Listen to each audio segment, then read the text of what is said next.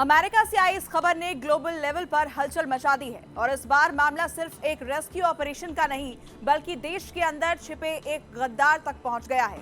जी हां, Donald Trump ने खुद सामने आकर यह दावा किया कि अमेरिकी सरकार के भीतर ही कोई ऐसा शख्स हो सकता है जिसने एक टॉप सीक्रेट मिशन की जानकारी लीक कर दी और इस लीक ने सीधे सीधे एक सैनिक की जान को खतरे में डाल दिया। और यहीं से उठता है सबसे बड़ा सवाल, क्या अमेरिका के अंदर भी कोई विभीषण है? जैसा कि हमारे यहाँ कहा जाता है, घर का भेदी लंका ढाए, क्या उसी तरह किसी अंदरूनी शख्स ने इस पूरे मिशन को खतरे में डाल दिया? नमस्कार, स्वागत है आपका। मैं हूं आपके साथ पूजा और आप देख रहे हैं जी मीडिया का डिजिटल प्लेटफॉर्म। कहानी शुरू होती है आसमान से, जब अमेरिका का F-15E फाइटर जेट ईरान के ऊपर मिशन पर था और अचानक उसे मार गिराया जाता है। प्लेन क्रैश होता है और उसका एक क्रू मेंबर, एक वेपन सिस्टम ऑफिसर, दुश्मन की जमीन पर अकेला, घायल और चारों तरफ से घिरा खतरों के बीच होता है। खून बह रहा है, हालात नाजुक है, लेकिन जिंदा रहने की जिद उसे पहाड़ों पर चढ़ने की ताकत देती है। एक तरफ ईरानी फोर्सेस क्रैश साइट की तरफ बढ़ रही हैं, दूसरी तरफ ये एयरमैन अपनी जान बचाने के लिए हर सेकेंड लड़ रहा है। ऐसे में अमेरिका लॉन्च करता है एक मेगा रेस्क्यू ऑपरेशन। करीब 155 aircrafts, bombers, fighter jets, refuelling tankers और स्पेशल रेस्क्यू यूनिट्स सब एक ही मिशन पर निकलते हैं। लेकिन फिर आता है वो मोड़ जिसने इस पूरी कहानी को एक थ्रिलर बना दिया। जैसे ही ऑपरेशन चल रहा था, अचानक मीडिया में खबर लीक हो जाती है कि अमेरिका अपने एक एयरफोर्स ऑफिसर को ईरान में ढूंढ रहा है। और बस यहीं से ये पूरा खेल बदल जाता है। डोनाल्ड ट्रंप का आरोप है कि इस लीक ने ईरान को अलर्ट कर दिया। उन्हें पता चल गया कि इलाके में एक और अमेरिकी सैनिक मौजूद है, यानी जो मिशन पूरी तरह से सीक्रेट होना चाहिए था वो अचानक एक्सपोज हो गया और इसका सीधा खतरा उस घायल एयरमैन की जान पर पड़ गया।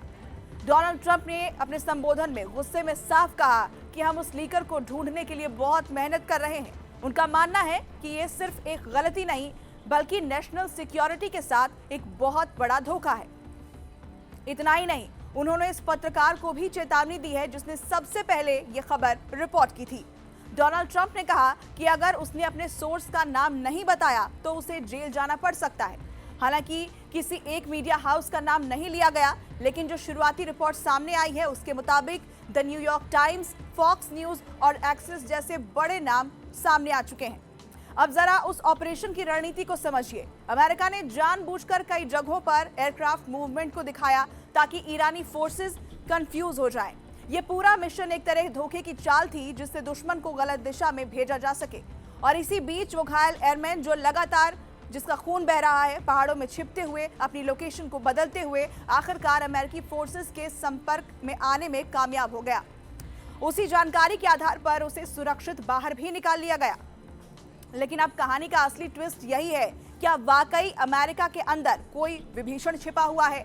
क्या किसी अंदरूनी शख्स ने ही अपने सिस्टम को कमजोर करने का काम किया है, जैसा कि डोनाल्ड ट्रंप ने चेतावनी दी है? दूसरी तरफ क्या एक पत्रकार को, एक जर्नलिस्ट को, एक मीडिया हाउस को मजबूर किया जा सकता है कि वो अपने सोर्स का खुलासा कर दे? क्या ये प्रेस फ्रीडम पर सवाल नहीं उठाता? ये पूरी कहानी अब सिर्फ एक रेस्क्यू मिशन की नहीं रह गई है, ये बन चुकी है एक सस्पेंस, एक पॉलिटिकल ड्रामा, जहां एक तरफ है देश की सुरक्षा और दूसरी तरफ है सच सामने लाने की आजादी।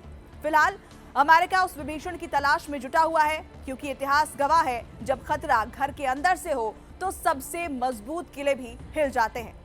आपको ये एक्सप्लेनर वीडियो पसंद आया हो तो वीडियो को लाइक और शेयर जरूर करें। शुक्रिया।